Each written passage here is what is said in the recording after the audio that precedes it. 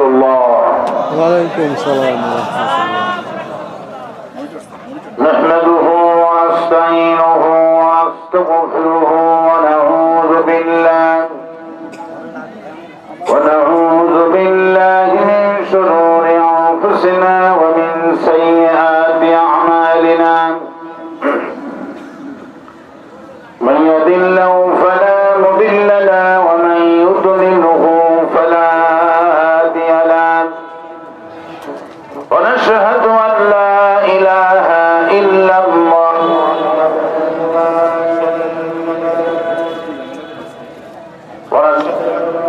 سيدنا وحبيبنا ومولانا محمد عبده ورسوله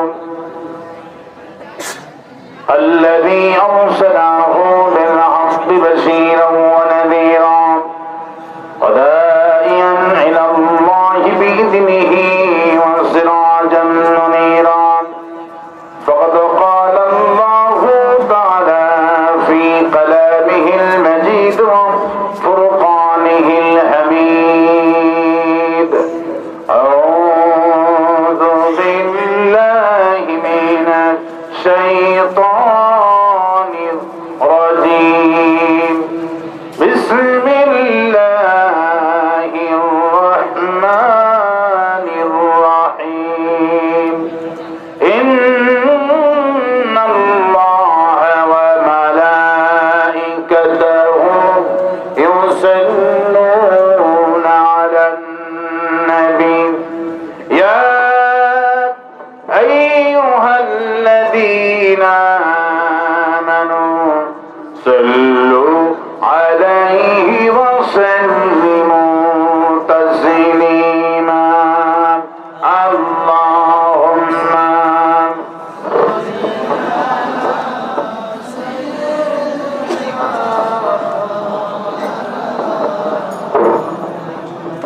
وعلى آل سيدنا.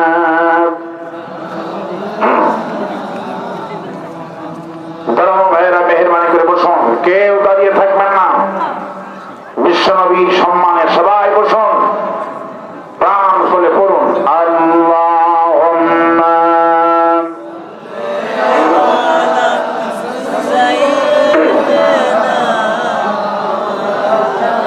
وعلى آل سيدنا.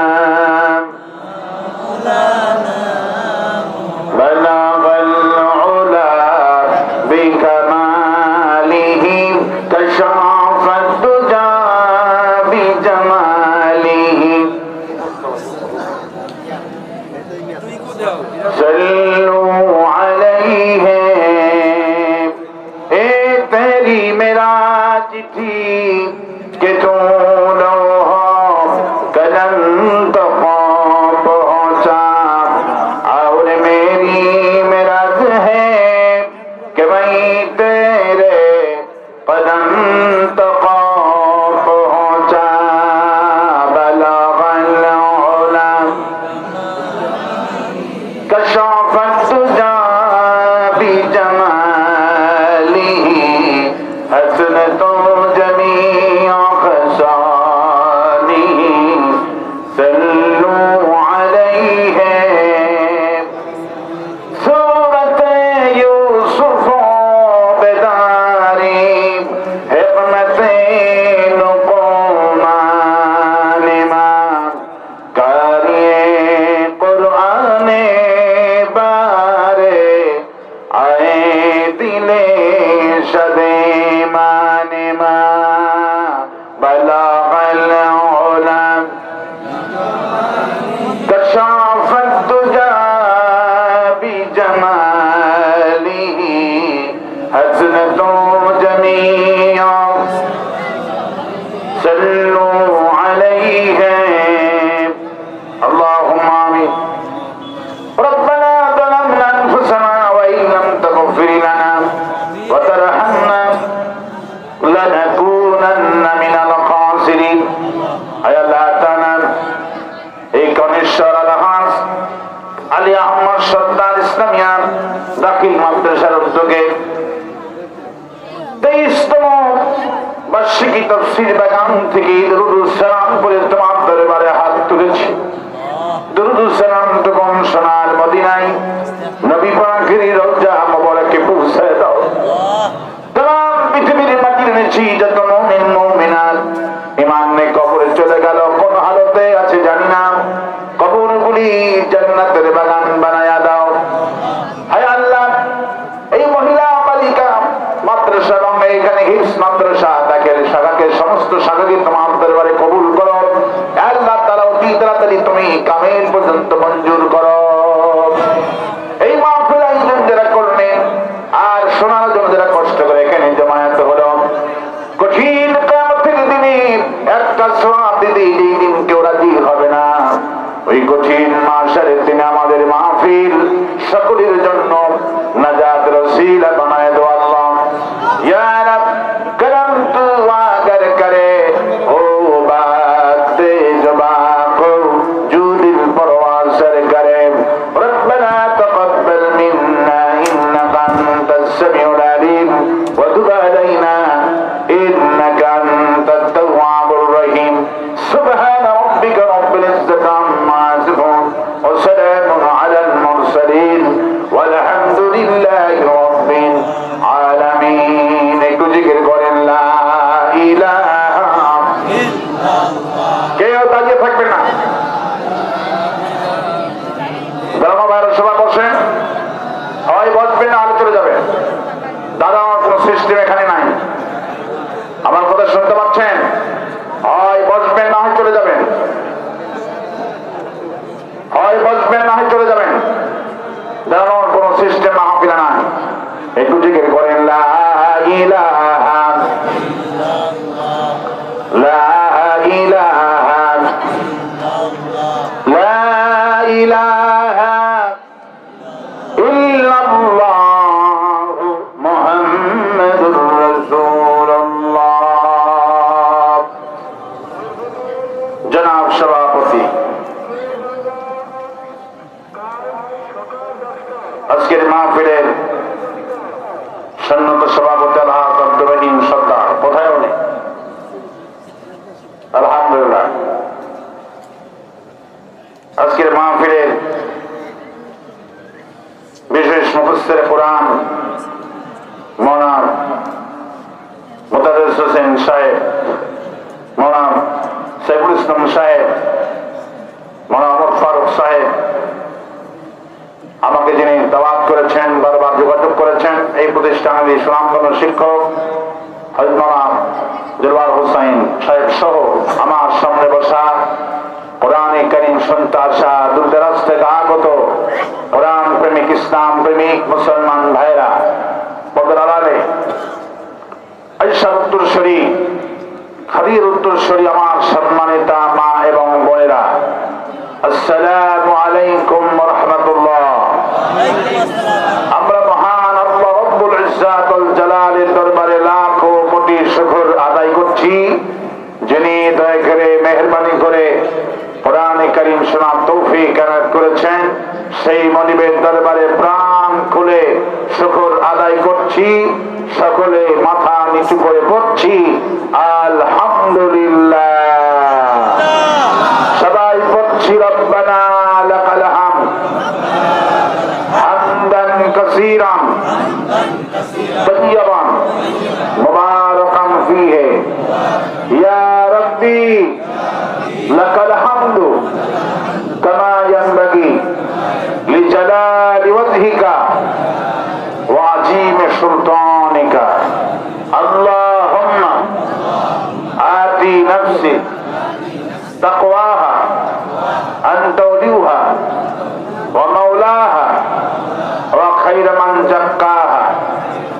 লাখো কোটি দরুদ ও সালাম মানবতার মহান শিক্ষক সৈয়দুল মুরসালিন রাহমাতুল আলামিন বিশ্ব নবী, বিশ্ব নেতা জনাবে মুহাম্মদ রাসূলুল্লাহ সাল্লাল্লাহু আলাইহি ওয়াসাল্লাম। শরীয়তপুরবাসী দামুদ্দা, এ থানার নাম কি? দামুদ্দা মানে কি? আল্লাহ ছাড়া কেউ জানে না। ইসলাম যদি ক্ষমতায় আসে, যেই সমস্ত নামের অর্থ নয়, এই সব নামগুলিকে চেঞ্জ করা হবে। সুবহানাল্লাহ। যেমন মদিনার নাম ছিল ইয়াসরিব, নবী করিম সাল্লাল্লাহু আলাইহি ওয়াসাল্লাম মদিনায় গিয়ে বলছেন আজ থেকে ইয়াসরিব যে বলবে 10 বার মদিনা বলে কাফারা আদায় করতে হবে। সুবহানাল্লাহ। ইসলামী নাম যে সব অর্থ নয়, এই সব নামগুলি চেঞ্জ করা হবে ইনশাআল্লাহ। বলি ইনশাআল্লাহ। প্রবন্ধগণ, শরীয়তুল মাসি আপনাদের এখানে মনে হয় খুব শরীয়ত, তাই নাকি? শরীয়তপুর মনে হয় আল্লাহর কোন ওলির বাড়ি এখানে ছিল। শরীয়তুল্লাহ আজকে শরীয়তুল্লাহ নাম কোন শরীয়ত হয়েছে? আল্লাহ অরিজিনাল ছিলেন আল্লাহ পাকের ওলি। আল্লাহ পাক শরীয়তুল্লাহর কবরটাকে বেহেশতের বাগান বানিয়ে দিন। আর আসতে বলি আমি কোরআন কারীম শুনতে আসতে পেরেছি, খুশি না বেজা? কারা কারা খুশি নাই হাত তুলেন। হ্যাঁ, বুঝি নাই, আবেগে হাত উঠেছে। আমি বলেছি যা বুঝতে পারেননি তা। আপনারা খুশি আছেন ঠিকই, কিন্তু হাত উঠে গেছে ওপরে। আল্লাহ পাক এই হাত মুঠি কবুল করবেন। আল্লাহ পাক কবুল করে মানুষের অন্তরটা। মানুষের কোনটা কবুল করবে? মানুষের অন্তরটা কবুল করবে। যদি বাহিরেরটা দেখেই বিচার হয়, টুপি দাড়ি পাঞ্জাবি, নির্বাচন তো সামনে আসতেছে মাশাআল্লাহ, জীবনে যারা নামাজ পড়ে তারাও নামাজ পড়তেছে, ঠিক কি? যারা জীবনে টুপি মাথায় দেয়নি, টুপি ঘুরতে কথা বলতো, তারা এখন টুপি মাথায় দিচ্ছে ভোটের জন্য, ঠিক কিনা বলে? তাহলে টুপি আর দাড়ি দেখেই যদি জান্নাত হতো, রবীন্দ্রনাথ ঠাকুর কোথায় যেত? রবি ঠাকুরকে দেখলে মনে হয় জামাত ইসলামের আমির, ঠিক কিনা বলেন? 3 সিলা দিয়ে আইছে, কি সুন্দর চেহারা, পা থেকে মাথা পর্যন্ত শরীরের কোনো কমতি আছে? মাথায় টুপি, মুখে দাড়ি, গায়ে পাঞ্জাবি শেরওয়ানি, দেখে মনে হয় মস্ত বড় পাকিস্তানের হুজুর। আসলে মুশরিক, আসলে কি মুশরিক আর বামপন্থীরা যখন টুপি দাড়ি লাগা কোনো কাম হবে না। আল্লাহ রাব্বুল আলামিন কি সুন্দর করে বলে দিয়েছেন, আমার গোলামেরা আমার কাছে দাড়ি দিয়া টুপি দিয়া জুব্বা দিয়া দাম হবে না। আমার কাছে দাম কেমন হবে শোনো। ইন্না আকরামাকুম ইনদাল্লাহি আতকাকুম। আমার কাছে যে একটি তাকওয়ার থেকে যার ভয় করবে, আমাকে যে ব্যক্তি বেশি ভয় করবে, তাকওয়া যার যত বেশি আমার কাছে তার মর্যাদা তত বেশি। এবার কারা কারা মাহফিল শুনতে আসতে পেরে খুশি আছেন? হাত উঁচু করে দেখা। আল্লাহ হাতকে কবুল করুন। মুনাফিকের হাত না, সবাই হাতটা সোজা করেন, হাত সোজা করে। আল্লাহ পাকে হাতগুলিকে কবুল করুন। আরো আসতে বলি আমিন, আরো আসতে বলি আমিন। ইয়া রাব্বাল আলামিন, হাত নামান। কোরআন শুনতে এসেছি। কি শুনতে এসেছি? কোরআন শুনতে এসেছি। এই কোরআন কি জামাত ইসলামের কোরআন? এই কোরআন কি শিবিরে? এই কোরআন কি মামুনুল হকে? কোরআন কি সরময়ে পীরে? কোরআন কার? কোরআন তো আল্লাহ দিয়েছেন আমাদেরকে। কাদেরকে দিয়েছেন? আমাদেরকে দিয়েছেন। শুধু খতমের জন্য দিয়েছেন? শুধু তেলাওয়াতের জন্য, মুখস্থ করার জন্য? কোরআন তাহলে কেন দিয়েছেন? কোরআন দিয়েছেন কবর থেকে নিয়ে রাষ্ট্রপতি পর্যন্ত, পার্লামেন্ট পর্যন্ত চলার জন্য। সুবহানাল্লাহ। এই কোরআন জামাত ইসলামের কোরআন নয়, এই কোরআন বিএনপির কোরআন নয়। হাযা বায়ানুল লিন্নাস হুদাল লিন্নাস বালাগুল লিন্নাস। গোটা বিশ্ব মানব গোষ্ঠীর জন্য হিদায়াতের কিতাব। সুবহানাল্লাহ। এই কোরআন হলো হিদায়াতের কিতাব। কিসের কিতাব? হিদায়াতের কিতাব। নবী কি শুধু আমাদের বলেন? নবী কি শুধু কোন দলে? নবী কার? নবী সকলে। নবী কার? কোরআন যেমন কারো দলের নয়, নবীও তেমন কোন দলের নয়, সকলের নবী। নবী কার? সকলের নবী। আল্লাহ পাক কি আমাদের একক আল্লাহ না সকলের আল্লাহ?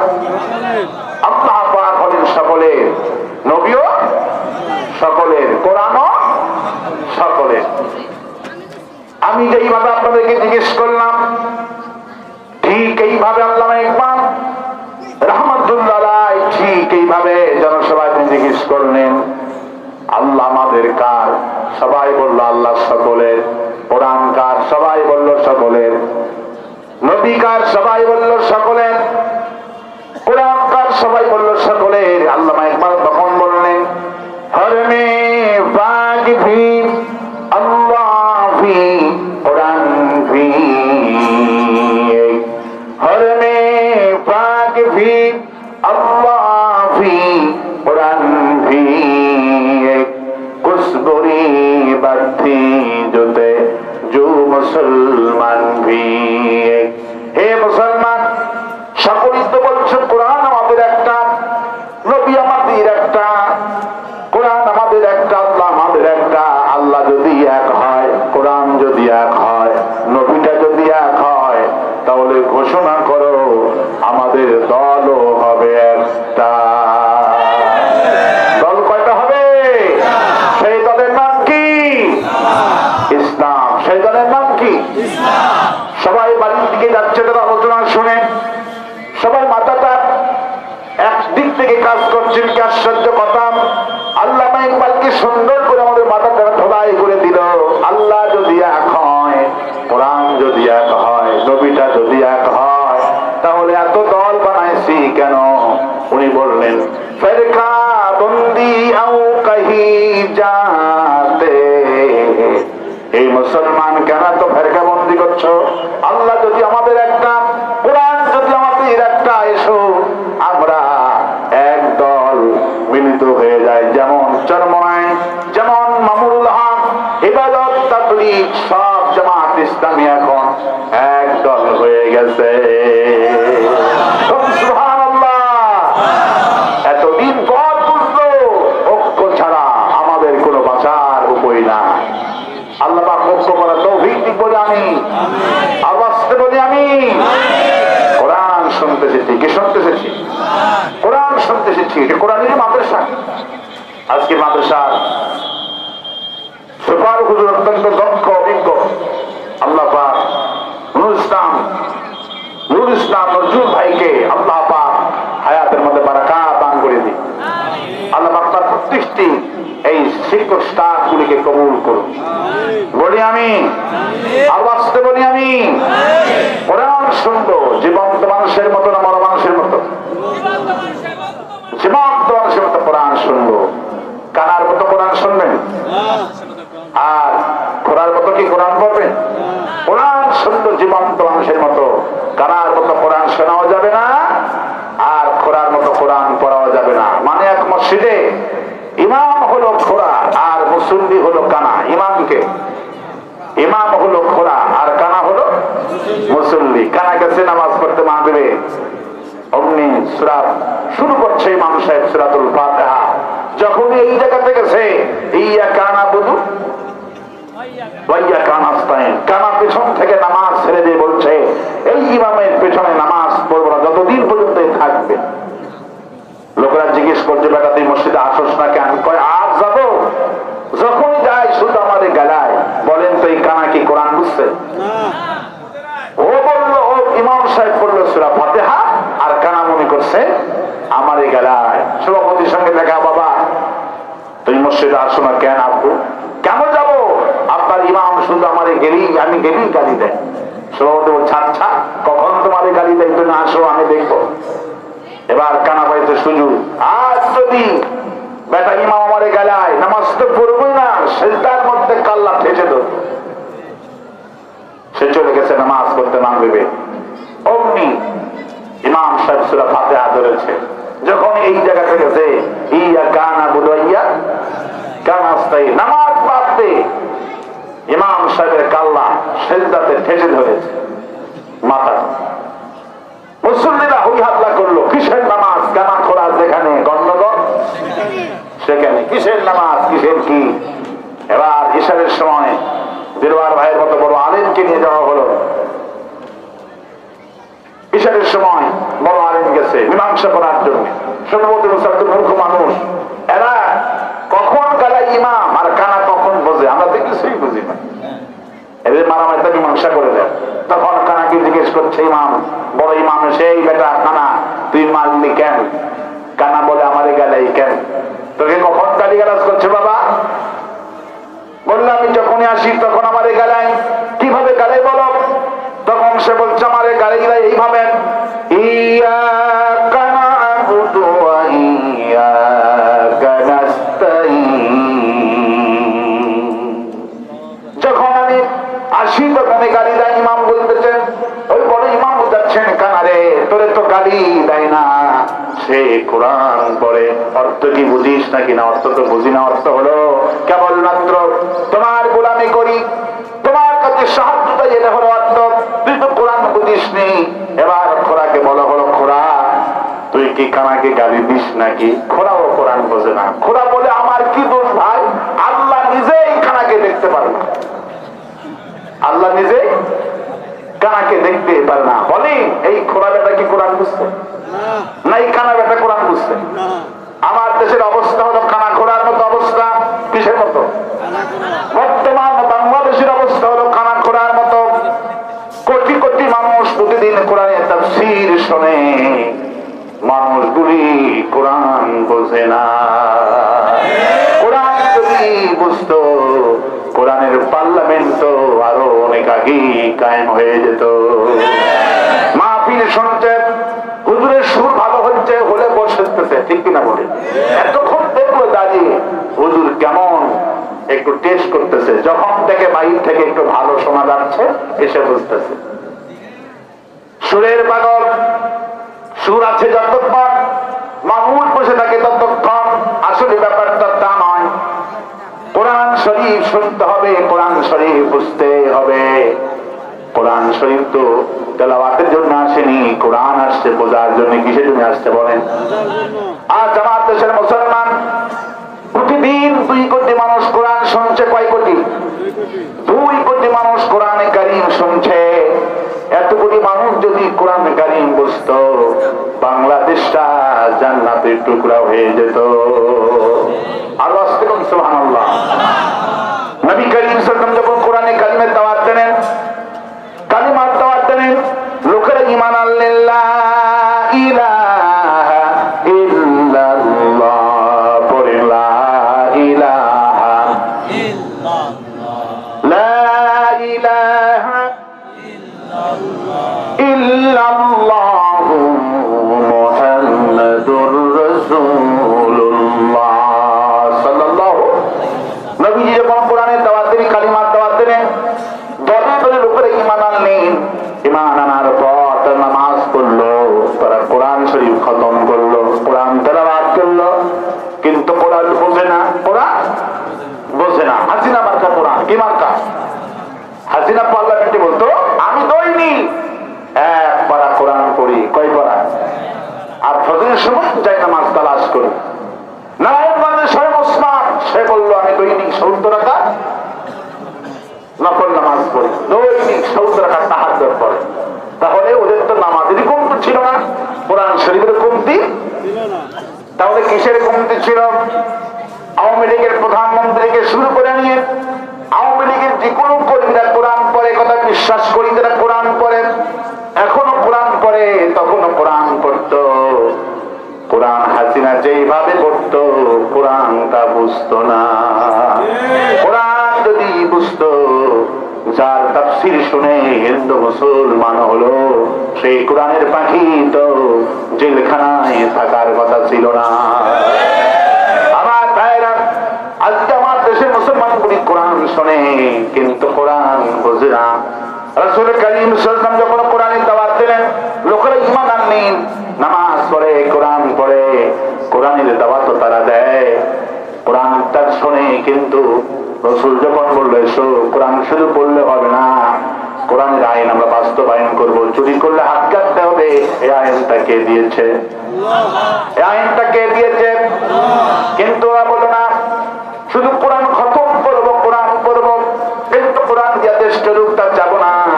নবীজির মনে ব্যথা জন্য গ্রহণ করলো, আরে এই লোকের আমার পেছনে নামাজ পড়ে, আমার পেছনে নামাজ পড়ে, কোরআন মুখস্থ করে, কোরআন খতম করে, অথচ আল্লাহর বিধান তারা মানতে চায় না। নবীজির মনটা যখন অশান্তি হয়ে গেল, আল্লাহ পাক বিশ্ব নবীর মনকে শান্ত করার জন্য আয়াতে কারিমা নাযিল করে দিলেন, মাশাআল্লাহ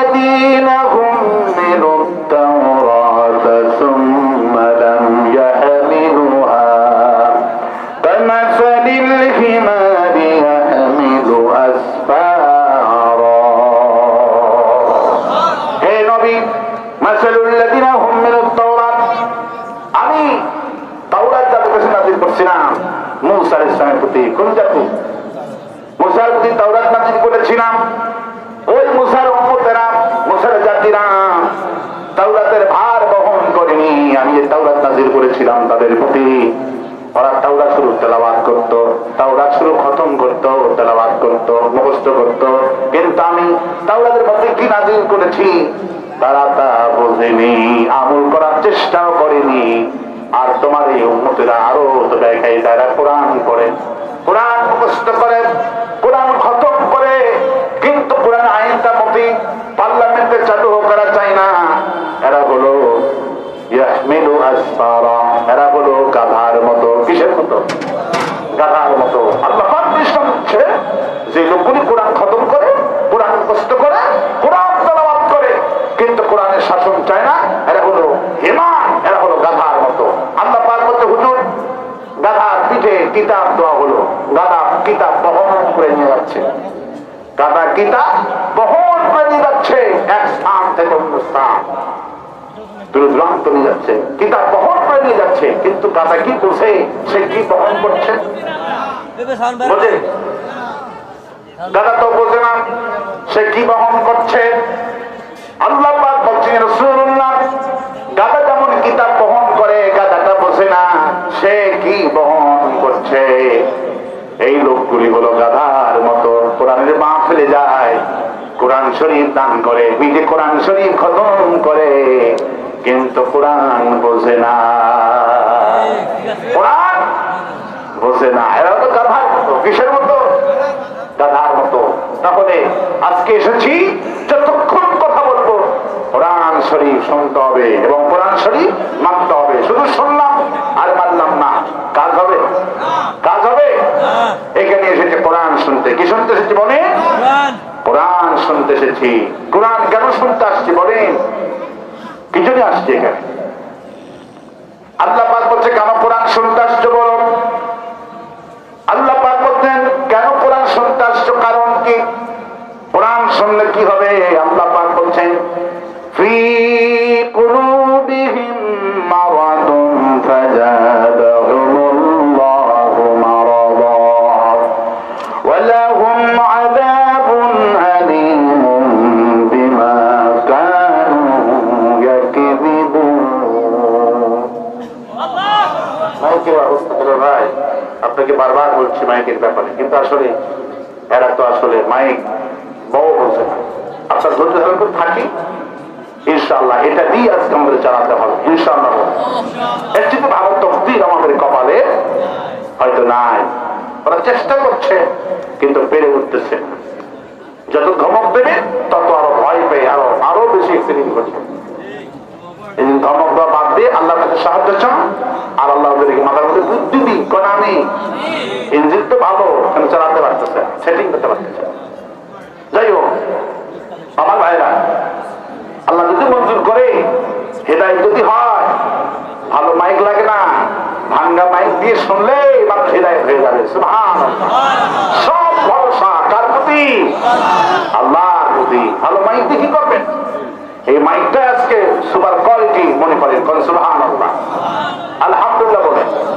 কষ্ট হয় আমাদের হোক আজকের মাহফিলটা সার্থক হোক কারণ আমি অনেক কষ্ট হয়েছে মাহফিল কমিটি কষ্ট সীমানা নয় একটা মাহফিল করতে কত কষ্ট কত আয়োজন আমার ভাইরা কোরআন শোনার মূল উদ্দেশ্য কি আল্লাহ পাক বলছেন ফি কুলুবিহিম মারাদুন বান্দারে তোমাদের অন্তরে আছে বেধি মানুষের অন্তরে কি আছে মানুষের অন্তরে বেধি আছে বেধি হয় অন্তরে আবার রোগ হয় শরীরে আমার শরীরে যে সমস্ত বেধি হয় গোস্তে যে বেধি হয় শরীরে যে বেধি হয় সেই বেধির নাম হলো ক্যান্সার কি রোগ হয় শরীরে রোগ হয় cancer diabetes heart high pressure সব হয় শরীরে কিন্তু আবার অন্তরে বেধি আছে কোথায় বেধি আছে তাহলে মূল বেধি কোনটা নবী করিম সাল্লাল্লাহু আলাইহি ওয়াসাল্লাম বললেন একটা লোকের হার্ট অ্যাটাক হয়ে গেল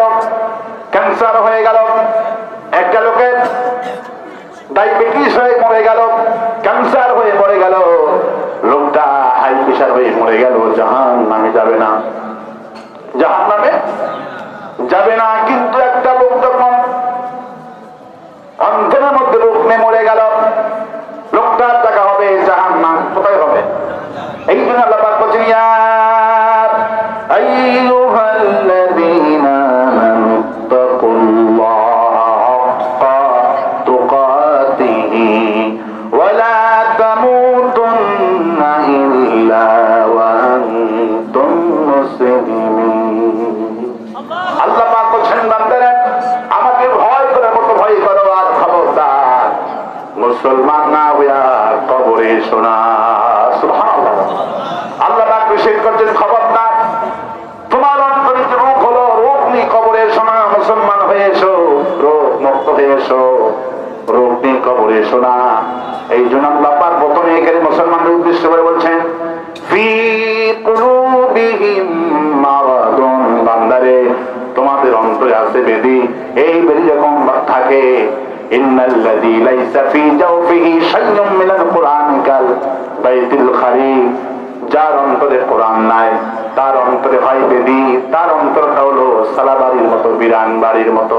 সুবহানাল্লাহ, নাউযুবিল্লাহ। বলে আমি যা বলবো ভুল হলেও শুদ্ধ হলে আপনাদের সংশোধন করতে হবে। বক্তা সুবহানাল্লাহ বলি বলতে বলা যাবে না, কারণ বক্তার ভুল হতে পারে। ঠিক কিনা বলে আমার ভাইরা?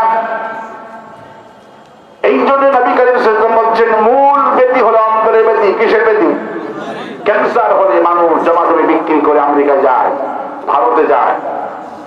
এমনকি মসজিদে দেখেছি, আমার মসজিদে ফকির আসে, ভিক্ষা করে, বাবা আমার ক্যান্সার, একটু বলে দেন, মুসলিমদের সাহায্য করুন। মানে ভিক্ষা করে হলে ওই রোগ ভালো করার জন্য চেষ্টা চালায়। ঠিক কিনা বলে? কিন্তু যেটার জন্য জাহান্নামে হবে, অন্তরে যে রোগ হলো, এই রোগের জন্য রোগ সারার জন্য কোনো মানুষ ব্যস্ত নাই, কেউ টেনশন করে না, নিজে নামাজ পড়ে না। অন্তরে যে রোগ, সেই মোটেই টেনশন করে না। তার অন্তরে রোগ থাকার কারণে সে দান করে না, ফকির হয়ে গেছে। অন্তরে রোগ থাকার কারণে নিজের বিবিকে অত্যাচার করে। অন্তরে রোগ থাকার কারণে সে চাঁদাবাজি করে, মাস্তানি করে, জমি দখল করে, সব করে। অন্তরে রোগ থাকার কারণে। কিসের রোগ? অন্তরে রোগের কথা আল্লাহ পাক বলেন, বান্দারে দুনিয়ার যতগুলি ওষুধ আমি দিলাম, দুনিয়ার রোগগুলি ভালো হবে, ক্যান্সার ভালো হবে, ডায়াবেটিস ভালো হবে, তোমার হাই প্রেশার ভালো হয়ে যাবে। কিন্তু বান্দা, তোমার অন্তরে যে রোগ হলো, এই রোগের ওষুধ দুনিয়ার কেউ আবিষ্কার করতে পারবে না। এই রোগের ওষুধটা আমি আল্লাহ নিজেই দিয়েছি। আল্লাহু আকবার। আল্লাহ পাক বলেন, তোমার অন্তরের রোগটা কিভাবে ভালো হবে শোনো।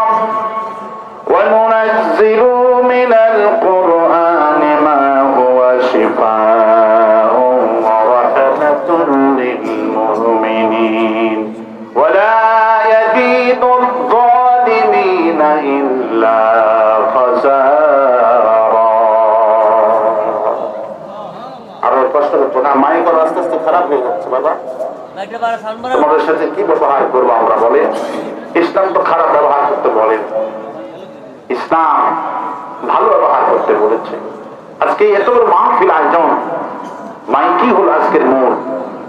যখন খালি মুখে ওয়াজ করতো, তখন আল্লাহ ওটা বুঝাই দিতে। আমি নিজের কানে শুনেছি, 2 কিলোমিটার থেকে আযান দিত ফজরে, আমি বাড়ি থেকে কষ্ট শুনেছি। তখন কোনো মাইক ছিল না, তখন এই আওয়াজটা আল্লাহ পৌঁছাতো। কে পৌঁছাতো? তখন আল্লাহ পৌঁছাতো। খালি মুখে লক্ষ লক্ষ মানুষের সামনে ওয়াজ করছে, তখন আল্লাহ লক্ষ লক্ষ মানুষের কানে আল্লাহ তখন পৌঁছানোর ব্যবস্থা করেছেন। এখন বিজ্ঞান হয়েছে, আল্লাহর দায়িত্ব নেয়নি, এখন মাইকের মাধ্যমে পৌঁছাতে হবে। ঠিক কিনা বল? তোমার সাথে আমরা খারাপ আচরণ করতে চাই না, তবে তোমাদের দোয়া করছি, তুমি আল্লাহর কাছে সাহায্য চাও, তওবা করো, ভালো করে আজকে মাহফিল গুলো ভালো করে দেয় বলে আমি।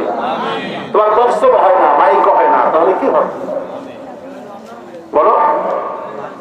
লোকেরা মজা পাচ্ছে না। 2-1 লোক কিন্তু উঠে যাচ্ছে, মূল কারণ হলো মানুষেরা মজা পাচ্ছে না। ঠিক কিনা বল? মজা পাচ্ছে না, কথা আমাদের মজা নেই। আমার ভাইয়েরা, আমার বন্ধুগণ, সেই মহানগর অপরাধ বলছে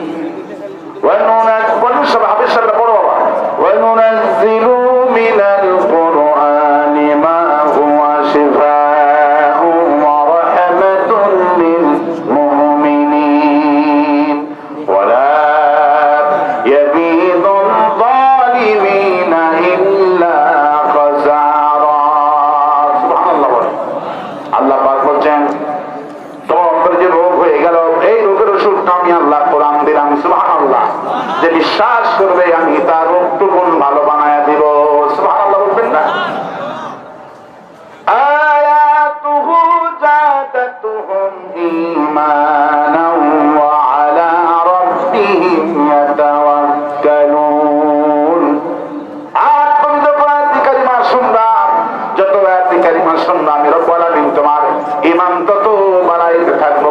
সুবহানাল্লাহ। কোরআন শুনলে ইমান বাড়ে। কি বাড়ে? কোরআন শুনলে ইমান বাড়ে। সেই জন্য আল্লাহ পাক বলছেন, মাহফিলে যাও, কোরআন শোনো, ইমান বৃদ্ধি হয়ে যাবে। আর তোমার অন্তর যে রোগ হয়েছে বান্দা, এই রোগগুলি ভালো হয়ে যাবে। সুবহানাল্লাহ। অন্তরের রোগটি ভালো হয়। বাস্তব রোগটা দেখেন, আমাদের কোরআনের পাকে শহীদ আল্লামা সাঈদী রাহমাতুল্লাহ আলাইহি চট্টগ্রামে যখন তাফসীর শুরু করলেন হুজুর, সেদিন থেকে শেষ পর্যন্ত যেদিন তাফসীর শেষ করলেন, সেদিন থেকে প্রায় 1370 জন মানুষের অন্তরের রোগ ভালো হয়ে মুসলমান হয়ে গেল। হিন্দু খ্রিস্টান মাদ্রাসা শুনতে এসেছে, এক কোনায় বসে বসে কোরআন শুনছে। কিন্তু আল্লাহ পাক বলছেন, হিরাদের মালিক আমি আল্লাহ। হিন্দু কোরআন শুনলো, খ্রিস্টান গুলি কোরআন শুনলো। কোরআন শুনে তার সিদ্ধান্ত নিয়েছে সাঈদী সত্য, কোরআন সত্য। সুবহানাল্লাহ। ইয়া রব কালামতু আগার করে ও বাত দেবা ওজুদিন বরাসার করে। হায় আল্লাহ, তোমার কালামুল্লাহ থেকে আমি যা বলবো মানুষের কলিজার মধ্যে তাসির বানায় দিও। কারণ হিদায়াতের মালিক কে? কোন? বিশ্বনবী হিদায়াতের জন্য দোয়া করতেন।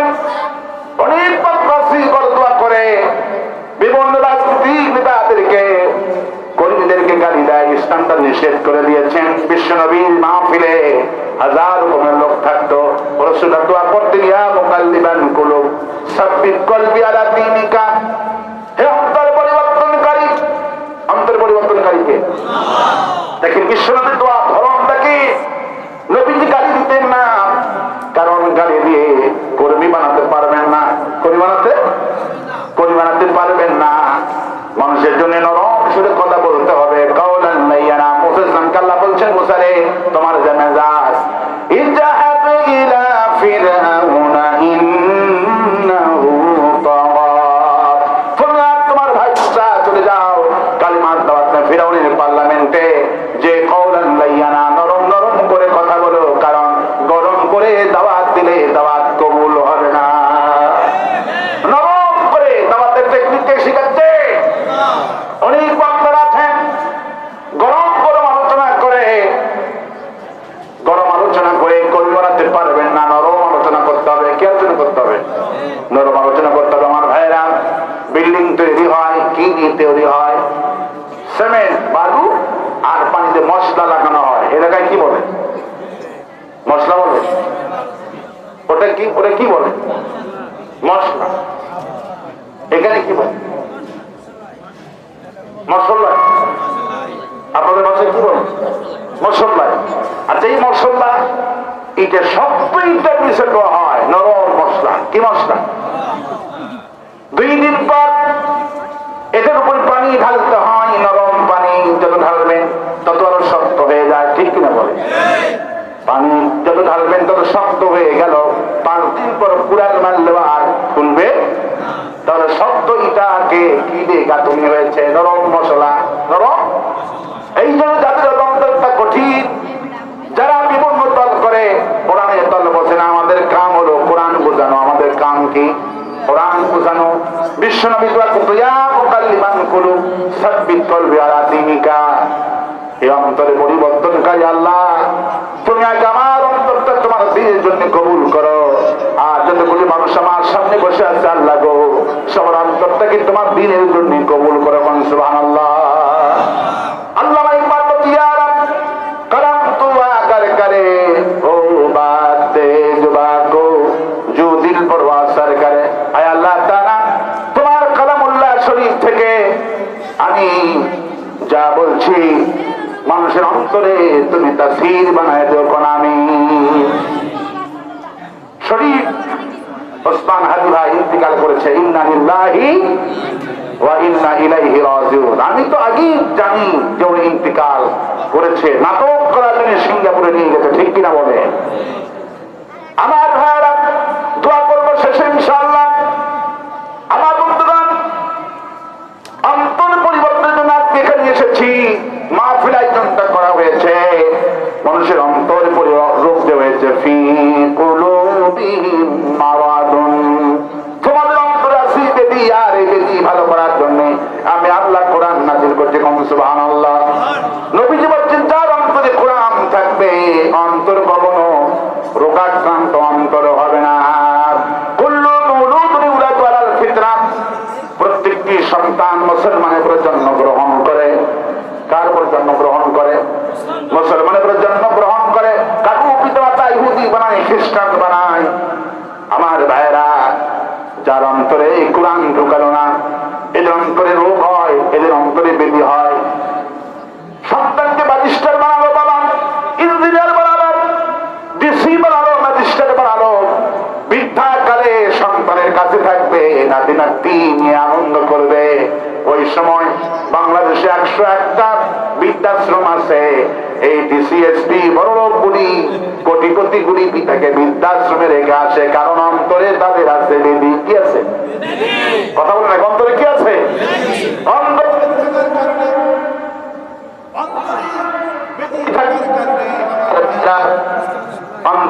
থাকার কারণে এই সন্তানগুলি ভালো হলো না। কারণ সন্তান অন্তরে যেটা ভালো হতো, এই সন্তানকে পিতামাতা সে শিক্ষা দেয়নি। ইন্নাল্লাযী লাইসা ফী জাওফিহি শাইউন মিনাল কুরআনি কাল বাইতিল খারীব, বলা হয়েছে যার অন্তরে কোরআন নাই তার অন্তরে বসবাস করে শয়তান। তার অন্তরে কি বসবাস করে? খারিব, শয়তানে বসবাস করে। আল্লাহ পাক সেদিন বলেন ফী কুলুবিহিম মারাদুন, মানুষের অন্তরে আছে বেদি। আর বেদি হয় কাদের? যাদের অন্তরে কোরআন নাই, এদের অন্তরে হয় বেদি।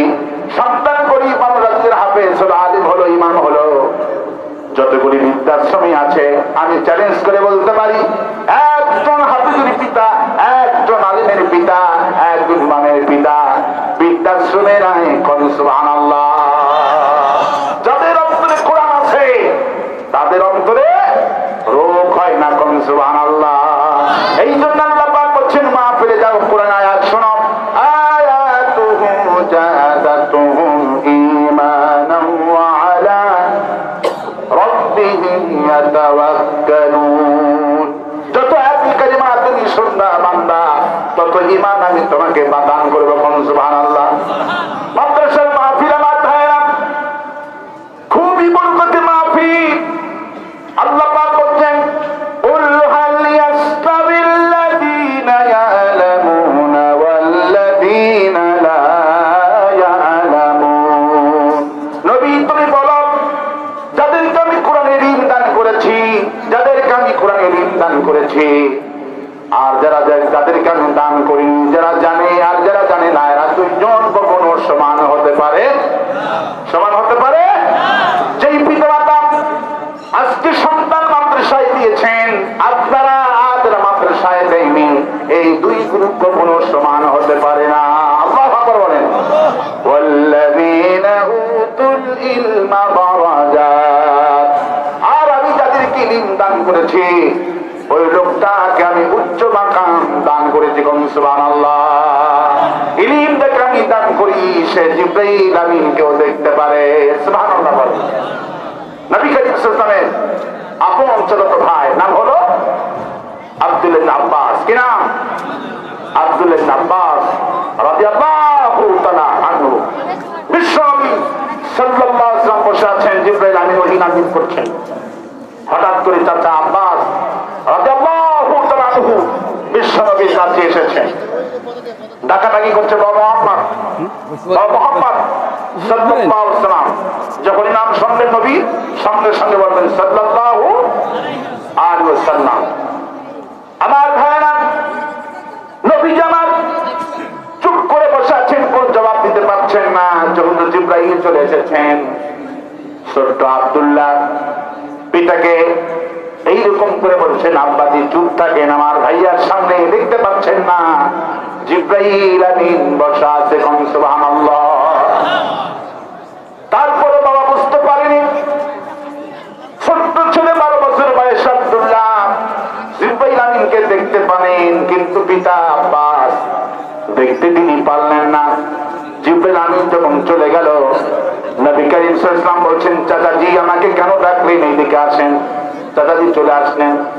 চাচা আব্বাসকে জিজ্ঞেস করলেন, চাচাজি আপনি আমাকে দেখতে পারেননি? আমার সামনে জিবরাইল আমিন বসা ছিল।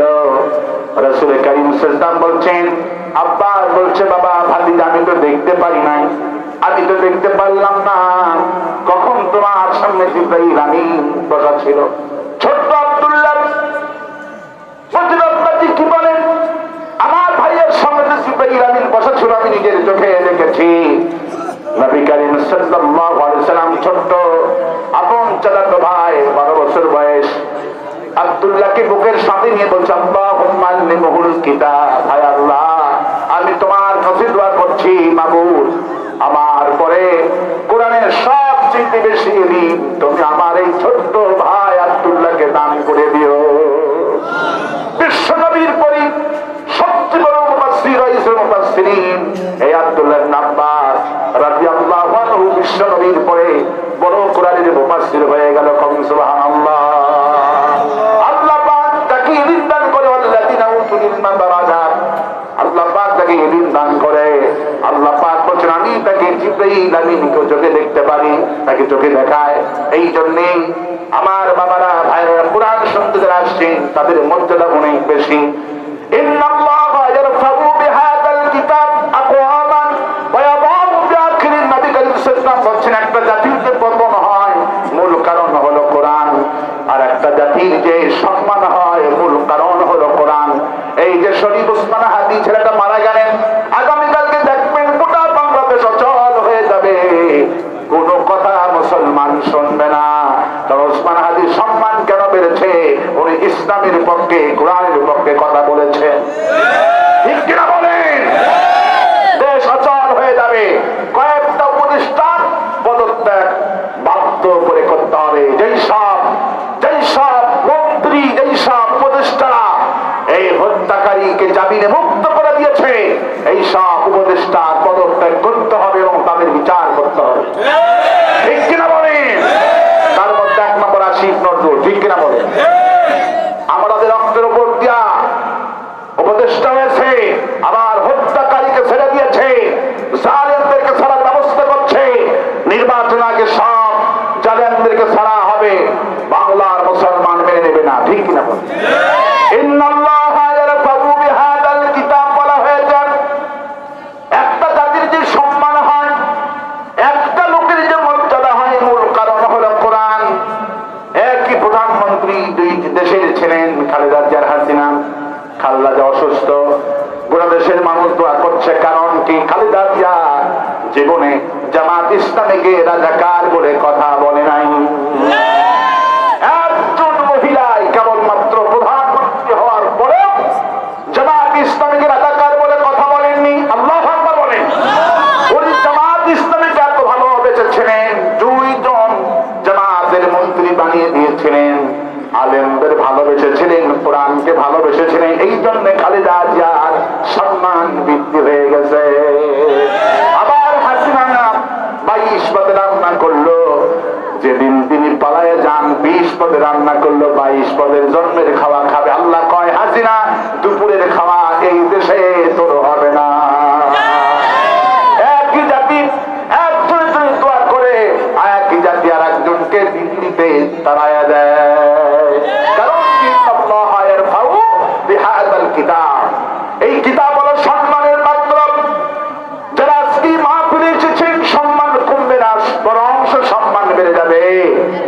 যারা আজকে সন্তানগুলিকে মাদ্রাসায় দিয়েছেন, মা বাবা দিয়েছেন, নবী করিম সাল্লাল্লাহু আলাইহি ওয়াসাল্লাম বসে আছেন, একজন ছেলে আলী পড়ছে বা পড়ছে, হুজুর বলতেছেন আমি লক্ষ্য করছি প্রতিটি অক্ষরে বিনিময় 10 করে নেকি লেখা হচ্ছে, তবে এই সন্তানের আমলনামায় যাচ্ছে না।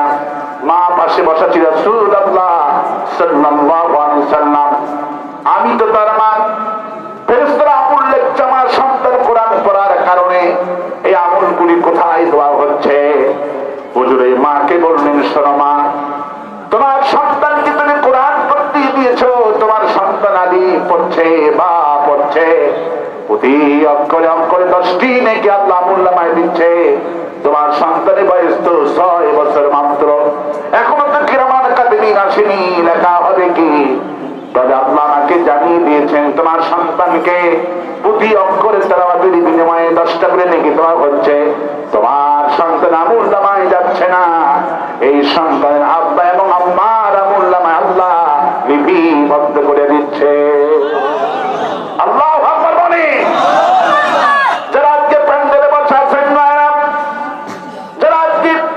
পিতারা বসে আছেন, যে সমস্ত সন্তানের মাতাকে পাকড়িয়ে দিলাম, এই সন্তানগুলি দুনিয়ার মন্ত্রী, আখিরাতের মন্ত্রী। কোন সুবহানাল্লাহ। কোরআন যাদের কাছে থাকে তারা এগুলো শ্রেষ্ঠ। মওতুল আলম, মওতুল আলিম। রাসূল কারীম সাল্লাল্লাহু আলাইহি ওয়াসাল্লাম বলছেন, একটা আলিমের যখন মৃত্যু হয়ে যায়, গোটা জাতির তখন মৃত্যু হয়ে যায়। আর যাদেরকে মাথায় পাকড়ি দেওয়া হলো, কোরআন মুখস্থ করলো, নবী কারীম সাল্লাল্লাহু আলাইহি ওয়াসাল্লাম বলছেন, হাফেজদের মর্যাদা শুধু দুনিয়াতে সমাপ্ত নয়, এদের মর্যাদা কবর পর্যন্ত, হাসরের মিজান, জান্নাত পর্যন্ত। সুবহানাল্লাহ। নবী করিম সাল্লাল্লাহু আলাইহি ওয়াসাল্লাম দুইজন হাফেজ মারা গেলেন একটা জিহাদে, দুইজন শহীদ হলেন। রাসূল করিম সাল্লাল্লাহু আলাইহি ওয়াসাল্লাম কবরে নেমেছেন। লক্ষ্য রাখেন ভাইরা, বিশ্ব নবী নিজের হাতে দুইজন শহীদ কবরে নামায় যখন উঠতে যাবেন, জিবরাইল আমিন কবরের মধ্যে হাজির। রাসূলুল্লাহ, আপনি ওঠেন না, আরো কাজ বাকি আছে। হুজুর বলল, কি কাম বলো? জিবরাইল, ইয়া রাসূলুল্লাহ, এই দুইজন যে শাহাদাত বরণ করেছে, এর মধ্যে একজন হাফেজে কোরআন রয়েছে। আপনি যাকে কবরের মধ্যে পিছনে রেখে দিয়েছেন, ইনি হলো হাফেজ। ইনি কি? ইনি হলো হাফেজ। এনাকে পিছনে দিয়েছেন, কবরের মধ্যে যাকে পিছনে দিয়েছেন, ইনি হলো হাফেজ। লাশটা সামনে রেখেছেন, তিনি হাফেজ না। আল্লাহ আমাকে পাঠিয়ে দিয়েছেন হাফেজকে সম্মান দেওয়ার জন্য কবরের ভিতরে। আপনাদের হাফেজ কোরআনের লাশটা সামনে কবরের মধ্যে দিয়া সম্মান প্রদর্শন করতে আল্লাহ বলেছে। সুবহানাল্লাহ। নবী করিম সাল্লাল্লাহু আলাইহি ওয়াসাল্লাম সিস্টেমটুকু কবরে করলেন। পরিস্থিতি সাহাবী অবাক হয়ে গেল, রাসূলুল্লাহ কিছুই বুঝতে পারলাম না, কবরের মধ্যে এরকম কেন হলো? হুজুর বলো, তোমরা জানো না, ওয়াল কুরআনিল মাজিদ, আমি আল্লাহ কসম করছি, এই মর্যাদাপূর্ণ কোরআনের, কোরআন যারা শেখে তাদের মর্যাদা উন্নত হয়ে যায়। কোন সুবহানাল্লাহ। মা আনজালনা আলাইকাল কুরআনা লিতাশকা, হে নবী, আমি তোমার মধ্যে কোরআন নাযিল করেছি, দুর্ভোগ হবে না, তুমি গরীব হবে না, হতাশা হয়ে যাবে না।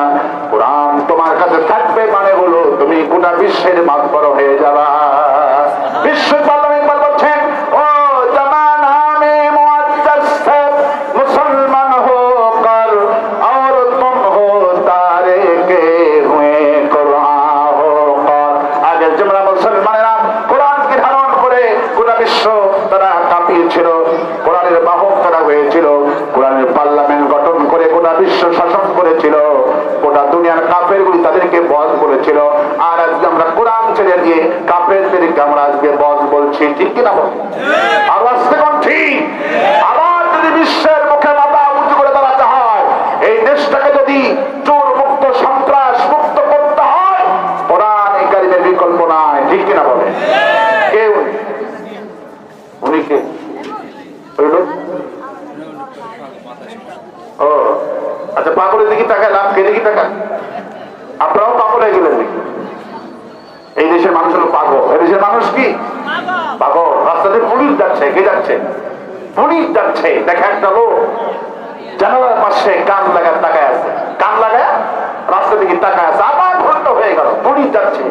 পুলিশ কয়, বেটা এই জানালার কাছে সঠিকই দেখিল, পুলিশ গাড়ি থামায়, সেও কান লাগায়। 10 মিনিট হয়ে গেল, পুলিশ কয়, বেটা তুই এখানে কি শুনিস? আমি 10 মিনিট কান লাগায় দেখি, এখানে কিচ্ছু শোনা যায় না। কয়, মিয়া পুলিশ, তুমি 10 মিনিট, আমি আধা ঘন্টা কান লাগাইছি, আমি কিচ্ছু শুনি না।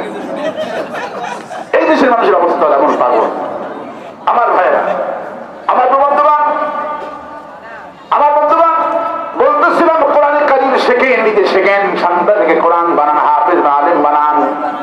আল্লাহ পাক বলেন, আল্লাযিনা উতুল ইলমা দারাজাত, কোরআনের ইলম যাদেরকে আমি দিয়েছি তারা হলো সম্মানী ব্যক্তিগণ। সুবহানাল্লাহ। এদের সম্মান কেউ কমাইতে পারবে? কেউ কমাইতে পারবে?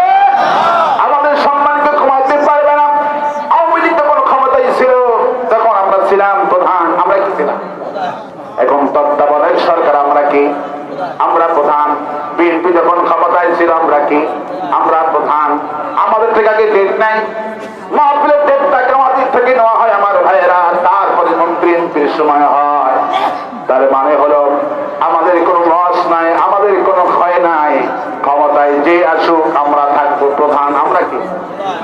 আমাদেরকে রাজাকার বলেছে ঠিক আছে, কিন্তু দোয়ার মানুষের জন্যই আমাদের কাছে হাত বাড়ায় থাকতো।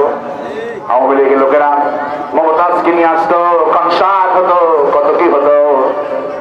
মমতাজের গান শুনে লোকেরা আনন্দ করতো, বুদ্ধি করতো।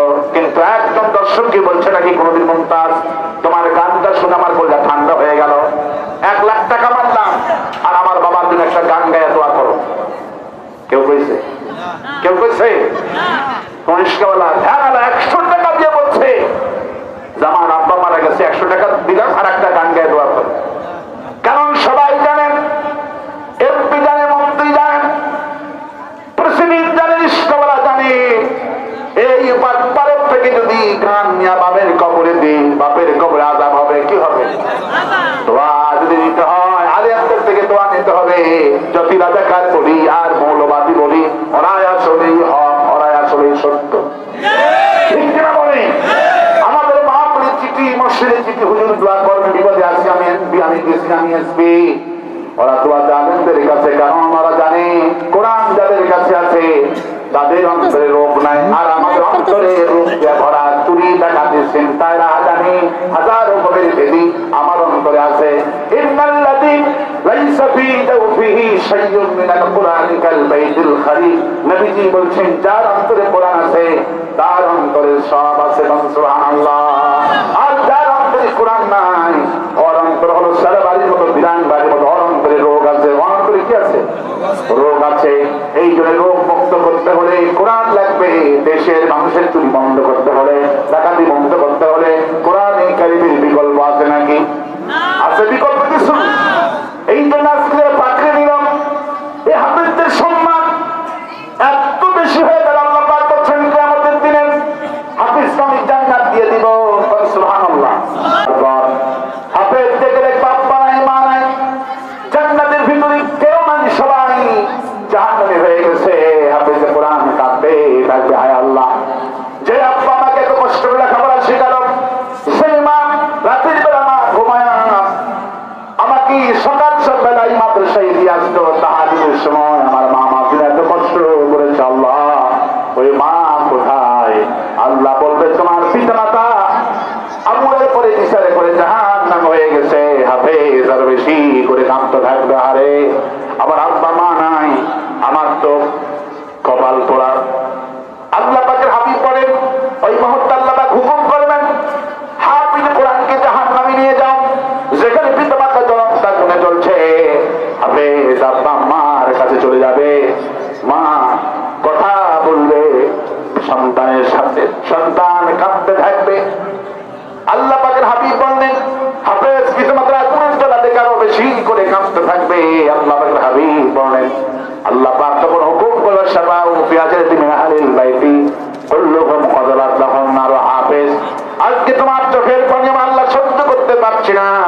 তুমি কোরআন মুখস্থ করেছিলে, আমল করেছিলে, কোরআনের শাসন চেয়েছিলে, তোমার কোরআনের জীবন যাপন করার কারণে আমি আল্লাহ তোমাকে জান্নাত দিয়েছি। ও শাফাউ মিয়াশের মিন আহলিল বলা হয়েছে 10 জন ব্যক্তিকে সুপারিশ করে দিবি, আল্লাহ পাকের জান্নাতে চলে যাও। সুবহানাল্লাহ।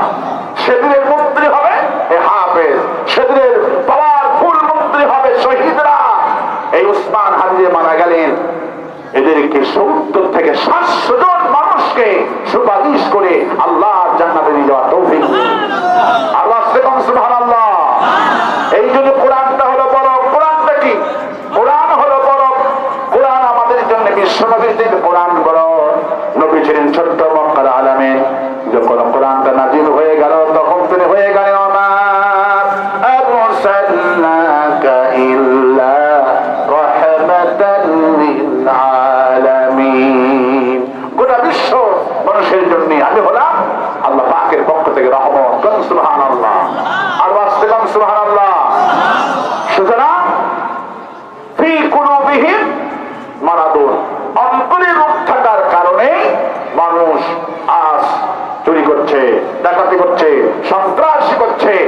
আর এই রোগ ভালো হচ্ছে না, কারণ মানুষ কোরআন শরীফ পড়ছে না। বিশ্বনবী মক্কার লোকদের কিন্তু জাদু করেনি, বিশ্বনবী মক্কার লোকদেরকে কোরআনে কারীমের আয়াত শোনায় গোটা মক্কার লোকদেরকে ভালো বানাইছিল। সুবহানাল্লাহ। বিশ্ববিদ্যালয়ে সিলেবাস ছিল মাত্র 2 খানা, কয়খানা?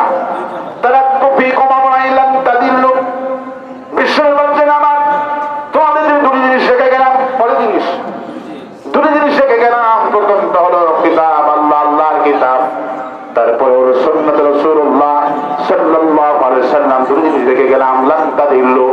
এই দুটি জিনিস যদি আঁকড়ে ধরতে পারো, অনুসরণ করতে পারো, তোমাদেরকে কেউ পথভ্রষ্ট করতে পারবে না, কেউ গোমরাহ করতে পারবে না। সুবহানাল্লাহ। বিশ্ব নবীর সিলেবাসে তৈরি হয়ে আবু বকর, তৈরি হলো ওমর, তৈরি হলো উসমান, আলী, সাহাবীরা তৈরি হয়ে গেলেন, যাদেরকে আল্লাহ দুনিয়ায় বেঁচে থাকতে জান্নাতের সুসংবাদ দিয়ে দিল। আর আমার দেশের মন্ত্রীরা মরে গেলে মানুষের কয় আলহামদুলিল্লাহ, ঠিক কিনা বলে? সুররা মরে গেলে, ডাকাতরা মরে গেলে লোকেরা ফেসবুকে স্ট্যাটাস মারে আলহামদুলিল্লাহ, কারণ অন্তরে পোকা আছে। অন্তরে কি আছে? ওদের অন্তরে পোকা, ওদের অন্তরে বেধি। এই সমাজের মানুষের বেধি ভালো করতে হলে দুইখানা সিলেবাস বিশ্ববিদ্যালয়ে ঢুকাতে হবে। কয়খানা সিলেবাস? দুইখানা সিলেবাস বাধ্যতামূলক করা হবে। সিসি ক্যামেরা দিয়ে দুর্নীতি মুক্ত করা সম্ভব নয়। আসল সিসি ক্যামেরা, আসল ভয় মানুষের কলিজায় হতে হবে, কারণ কলিজায় হয় রোগ। রোগ কোথায় হয়? অন্তরে হয় রোগ। আল্লাহু আকবার বলেন। এই জন্য কলিজার মধ্যে যদি ভয় থাকে, আমি ডিসি রমজান মাসে ডিসি করি, এসপি করি, সচিবালয় কই রোজা থেকে কিভাবে ঘুষ গ্রহণ করবো, রাতের বেলা এসো, ওরা মনে করে রাতে মনে হয় আল্লাহ দেখে না। নাউজুবিল্লাহ বলবেন। অন্তরে যদি ভয় থাকে, কার ভয় থাকে? আত্তাকুল্লাহ, আল্লাহ পাকের ভয় যদি থাকে কলিজার ভিতরে, আর ভয় কেমন করে আসবে? আল্লাহ পাক বলেন কোরআন শরীফ পড়লে ওই লোকের অন্তরটা ভয় হয়ে যাবে। সুবহানাল্লাহ বলেন। কত বছর একজন লোক, একটা দলের নেতা রাস্তায় ঘুরছে, আর একটা নেতার সঙ্গে দেখা হয়ে গেল। ভাই এখানে ঘুরছেন কেন? কই তোমার ভাবিকে সকাল 8টায় পাঠাইছি মহিলা জামাত ইসলামীর সমাবেশ। কেন? বললো আমার কাছে কামি আসছে, জামাত ইসলামের মহিলা সমাবেশেরা তালিমের নামে নাকি ভোট চাচ্ছে। কি চাচ্ছে? ভোট চাচ্ছে। তোমার ভাবিকে পাঠাইছি, যদি তারা ভোট চায় তালিমের নামে আমাকে ফোন করবা। তোমার ভাবি 8টার সময় যোগদান করলো সেই তালিমে, 4টা বেজে গেল, আমার কাছে কোনো ফোনও নাই, কোনো খবরও নাই। ওই লোকটা ছিল ইমাম। তিনি বলছেন ভাইরা, জামাত ইসলামের মহিলা সমাবেশে যেহেতু আপনি পাঠিয়েছেন, এমন জায়গায় পাঠাচ্ছেন ভাবির কলিজা আর রক্ত মাংস সব পরিবর্তন হয়ে গেছে। কেমন পর্যন্ত কানে থাকলে আপনাকে আর ফোন করবে না, কারণ মানুষের অন্তর পরিবর্তন করতে হলে কোরআন লাগবে। কি লাগবে? কি লাগবে? বিশ্বের আদর্শ যার আছে, কোরআন যার কাছে আছে। আল্লামা ইকবাল অক্সফোর্ডে লেখাপড়া করলেন, তার বন্ধুরা বললেন তুমি অক্সফোর্ডে লেখাপড়া করে মুখে তোমার সুন্দর সুন্দর কোরআনের বলি, তুমি টাকার কাছে অন্ধ হলে না, তোমার এই চোখটাকে রঙিন, এই রঙিন দুনিয়ায় চোখকে ধাঁধালো করতে পারলো না। তখন আল্লামা ইকবাল বললেন খিরা নকর সকা মুঝে জটুয়ায়ে দানিশ, খিরা নকর সকা মুঝে জটুয়ায়ে দানিশ, সুরমা মেরি আক্কা খত কে মদিনা। আমার এই দুই চোখ আমেরিকার পাশ্চাত্য দুনিয়ার চাকচিক্য ঝাঁপ জঙ্গলে আমার চোখকে প্রতারিত করতে পারিনি, কারণ আমি বিশ্বনবীর মদিনার ধুলাগুলি আমার চোখে সুরমা বানাইছিলাম। বিশ্বনবীদের আদর্শ হবে, কোরআন যার সংবিধান হবে, আল্লাহ তার রব হবে, দুনিয়া তার কাছে তুচ্ছ, সে কখনো বিক্রি হবে না। 500 টাকার জন্য আমানতকে খেয়ানত করবে না, নেতা নির্বাচন করতে ভুল করবে না, কারণ আল্লাহ পাক বলছেন অন্তরে যাতে রোগ হবে না, ইল্লাল্লাযী লাইসা ফি জাওফিহি শাইউন মিনাল কুরআনি কাল বাইতিল খারিব। যার অন্তরে রোগ নাই, যার অন্তরে কোরআন নাই, অন্তরটা বিরান বাড়ির মতো, সারা বাড়ির মতো, যার অন্তরে কোরআন আছে, ওই লোকটা তো ওদের মতো অন্ধের মতো কোরআন শুনবে না, ধ্বজার মতো কোরআন তো পড়বে না।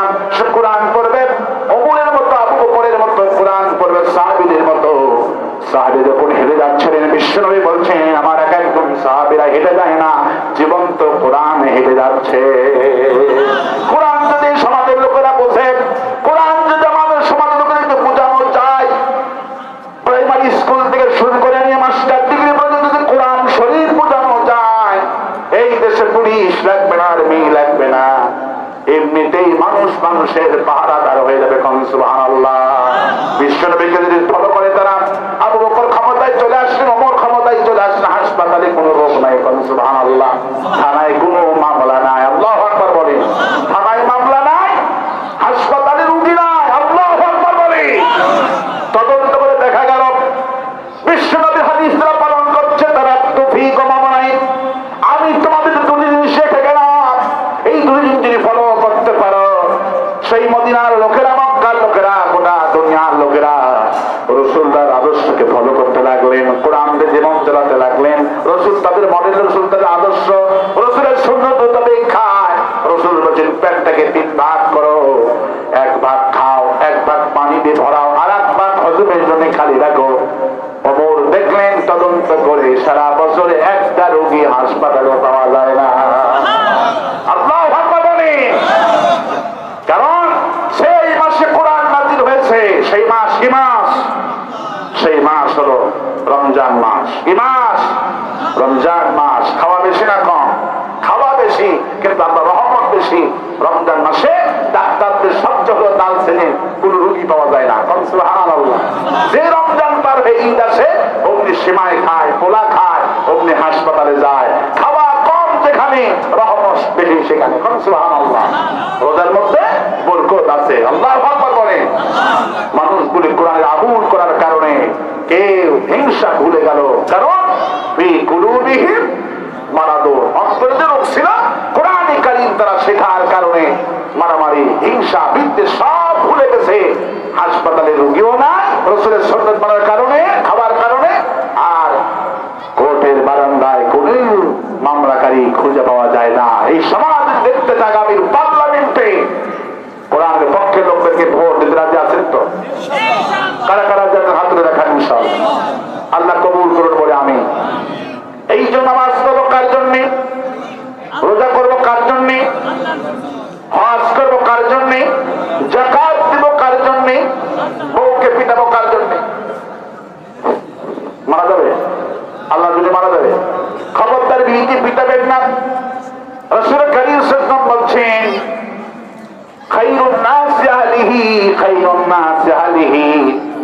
আমি হলাম পৃথিবীর তাম পৃথিবী নারীদের পিতা, আর ওই পুরুষ শ্রেষ্ঠ পুরুষ, যেই পুরুষ তার স্বামী বিবির কাছে ভালো হয়ে যায়। সুবহানাল্লাহ। খায়রুন নাস বলা হয়েছে, খায়রুন নাস আলিহি, যাহাদের কাছে, পরিবারের কাছে যে পুরুষটা ভালো, বিবির কাছে যে লোকটা ভালো, সেই লোকটা আল্লাহর কাছে ভালো হয়ে যায়। সুবহানাল্লাহ। একজন সাহাবী আছে, হুজুর আমার স্ত্রীতে মেজাজ রাগ করে খুব। হুজুর বলছেন তোমার বিবি তো বিবি, আমার বিবিও রাগ করে।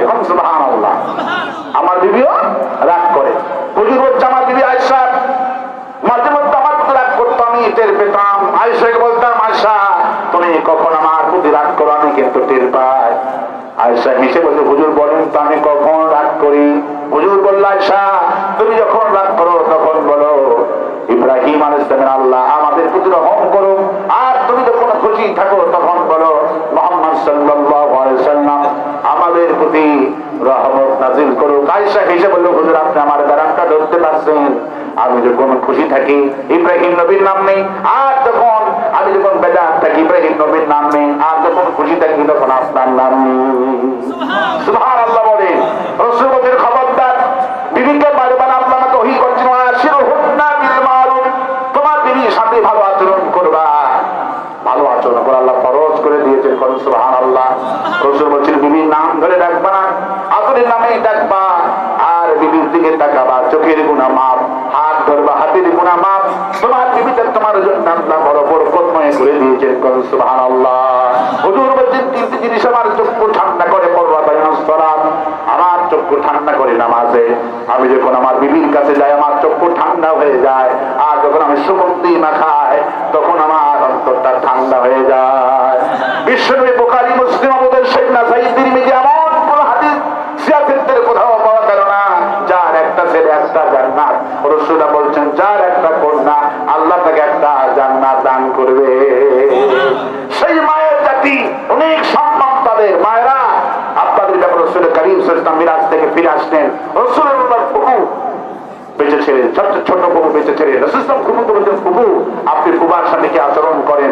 বলছে, বাবা তোমার ফুফার সাথে আমি খুব ভালো আচরণ করি। নবী কারীম সাল্লাল্লাহু আলাইহি ওয়াসাল্লাম বলছেন, ফুফু আম্মা আল্লাহ আমাকে জানিয়ে দিয়েছেন স্বামী সাহাবীরা আসছে রাসূলের সাথে দেখা করার জন্য, মিরাজ থেকে এসেছেন। হুজুর বলছেন তুমি সাদকা করে বেশি করে, কারণ জাহান্নামী দিকে এলাম, নারীদেরকে দিয়ে বেশি জাহান্নাম ভরানো হয়েছে, আর জান্নাত থেকে আসলাম গরিব লোকদেরকে দিয়ে আল্লাহ জাহান্নাম ভরে দিয়েছে।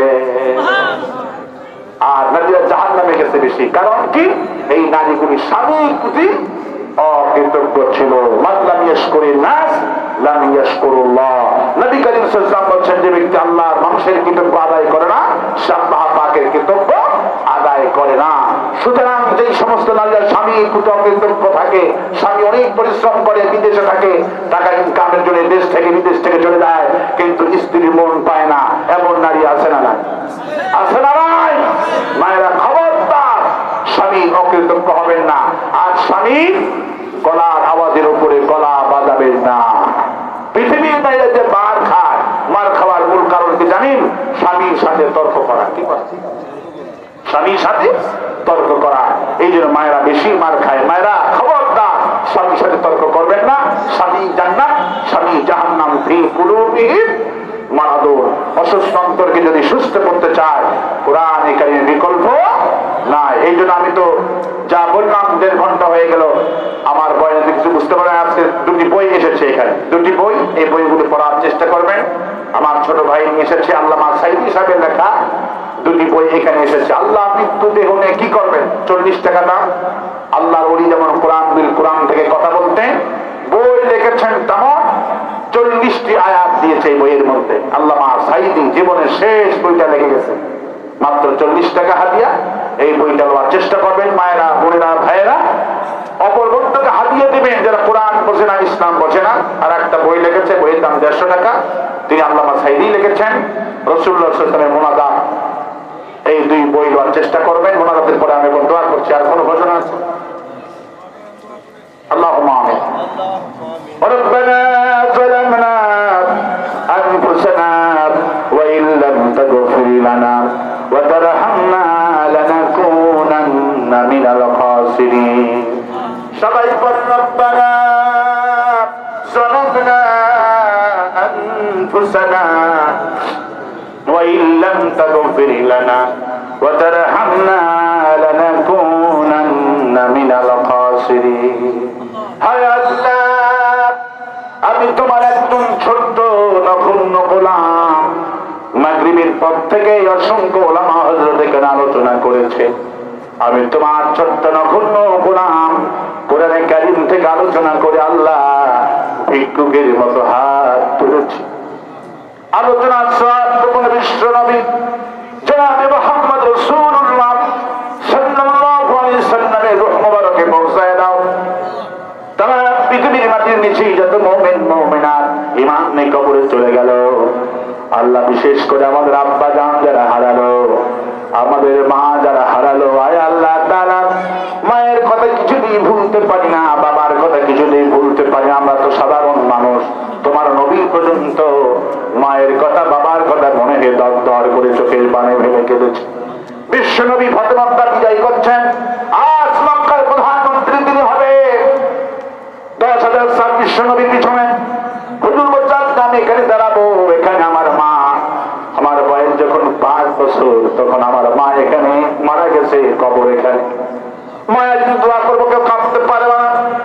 হুজুর দোয়া ধরেছেন, 10,000 সাল চোখের পানি দিয়া মরুভূমিগুলি ভিজে যাচ্ছে। হুজুর দোয়া শেষ করলেন, আর বুঝেন আমার সাহাবীরা, আমি নিষেধ করেছি কেউ কাঁদবে না। কেন তোমরা কান্নাকাটি করছো রাসূলুল্লাহ?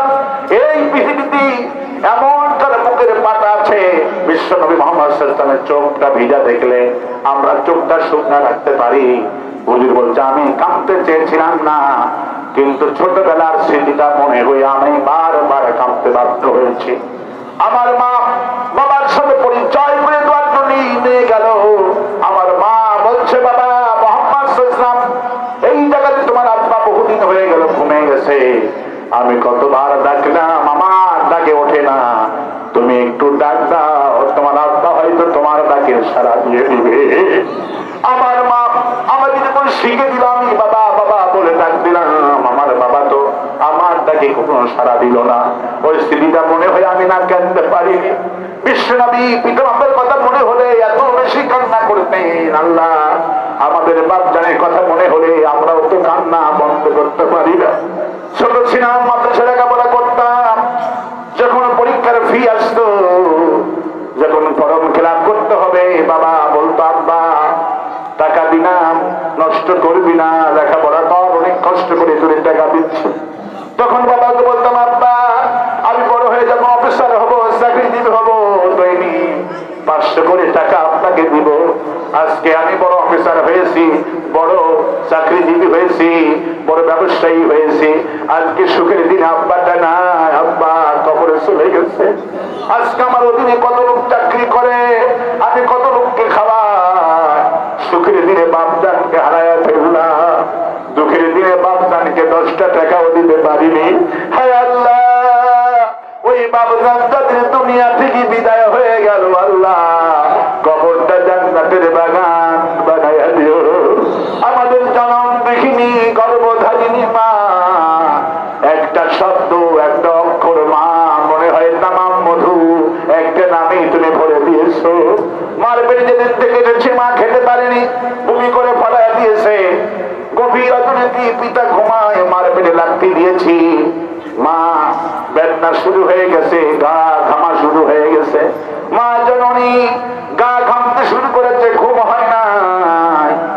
রাসূলুল্লাহ বলেছেন মা যে লাথি মারার কারণে সন্তান লাথি দেওয়ার কারণে ঘুমাতে পারল না, সারাটা রাত ধরে সেজদা দিলি, মায়েরা মোল্লা মা সেই সওয়াব আল্লাহ দিয়ে দিছে। তুই তারা এটা বছর মায়ের বুক বুক খেয়া যে নির্যাতন দিয়েছি, আল্লাহ ওই মা যদি দুনিয়া থেকে বিদায় হয়ে গেল, তোমার কাছে দোয়া করছি রব্বির রহমা কামা রব্বায়ানি সগীরা। সবাই করেন রব্বির রহমা কামা রব্বায়ানি সগীরা। হায় আল্লাহ, আমাদের মা বাবা বেঁচে আছে, হায়াতটা দারাজ করে দিও, তাদের খেদমত করে তোমার জান্নাতে যাওয়ার তুমি তৌফিক দান করে দিও। আমার স্ত্রী সন্তানের জন্য তোমার কাছে দোয়া করি।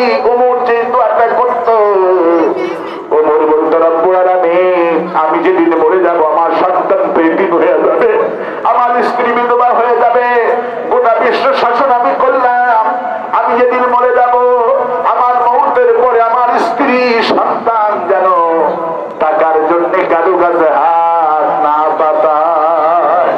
আল্লাহ এমন পরিমাণ ওমরের পরিবারকে অর্থ দিয়ে দিবা যাতে করে মানুষের কাছে হাত না পাতায়। রব্বুল আলামিন আজকে আমরা হাত তুলেছি, আমার ছোট বাচ্চাটার দিকে তাকালে কলিজায় পানি থাকে না, আমার মেয়েটার দিকে তাকালে আমাদের মন ভালো হয় না। যদি মরে যায় আমার পরিবারে কি অবস্থা হয়ে যাবে।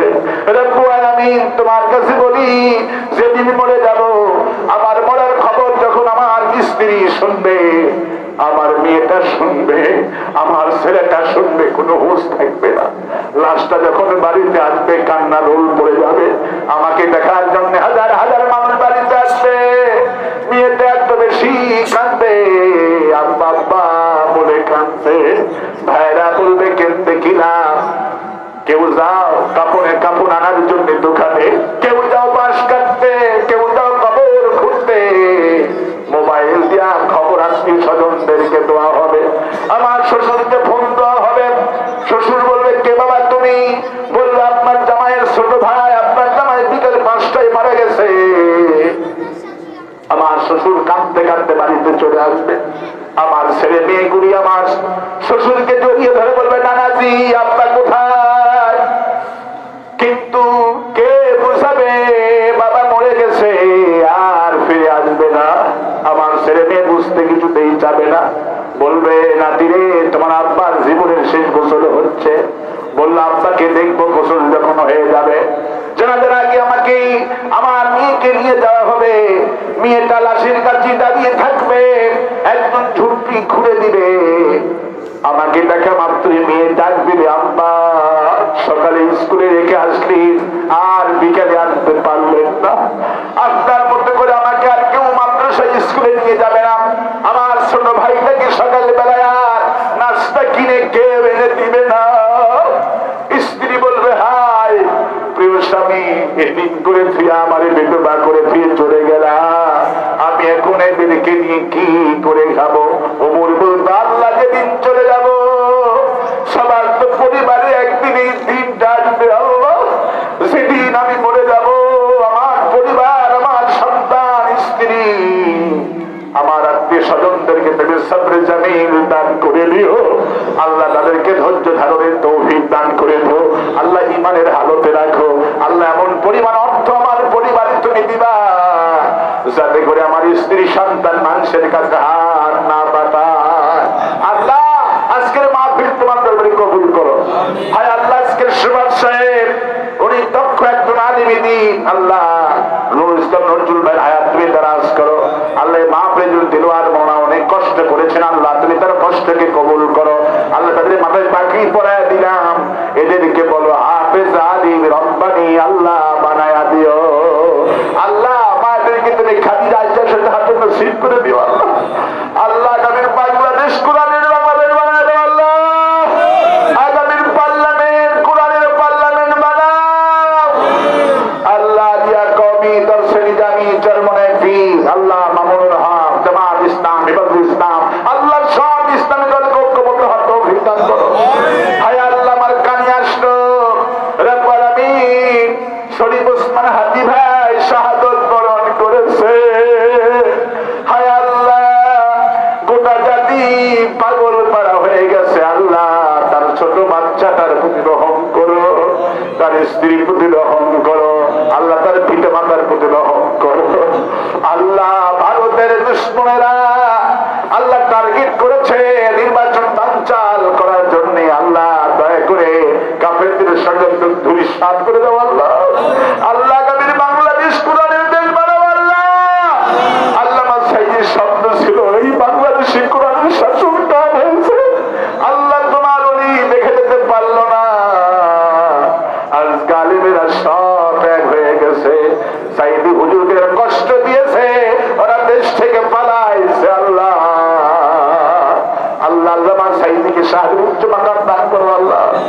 আল্লাহ এই শরীয়তপুর নামটার জমিনটাকে আল্লাহ কোরআনের জমিন বানায় দাও আল্লাহ, হকের পক্ষে সিল মানা তৌফিক দান করো। আমি কয়েক সেকেন্ড ছেড়ে দিলাম, যারা মনে মনে কিছু চান আল্লাহর কাছে চান, তাফসিরে মাহফিল তা মঞ্জুর হবে। আমি কয়েক সেকেন্ড ছেড়ে দিলাম, মনে মনে আল্লাহর কাছে চান, কয়েক সেকেন্ড ছেড়ে দিলাম, দোয়া কবুল হবে।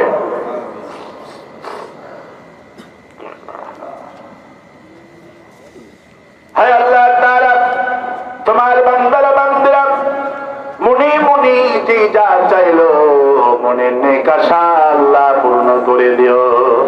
সেই বাড়িতে খাওয়া দাওয়া করলাম, হায় আল্লাহ তার ছেলেটাকে তুমি বড় আলেম বানায়া দিও আল্লাহ, ওই বাড়ির প্রতি রহমত নাজিল করে দিও। রব্বানা তাকাব্বাল মিন্না ইন্নাকা আনতাস সামিউল আলিম ওয়া তুব আলাইনা ইন্নাকা আনতাত তাওয়াবুর রহিম। সুবহান রাব্বিকা রাব্বিল ইজ্জাতি আম্মা ইয়াসিফুন ওয়া সালামুন আলাল মুরসালিন ওয়ালহামদুলিল্লাহি রাব্বিল আলামিন। ওয়াজআল আখিরা কালামিনা ইনদাল মাউত লা ইলাহা ইল্লাল্লাহ মুহাম্মাদুর রাসূলুল্লাহ। আসসালামু আলাইকুম ওয়া রাহমাতুল্লাহ। আল্লামা সাইয়্যিদের বই নেবেন, এই বইটা অমূল্য সম্পদ, এই বইটুকু নেওয়ার চেষ্টা করে, মাত্র 40 টাকা হাদিয়া।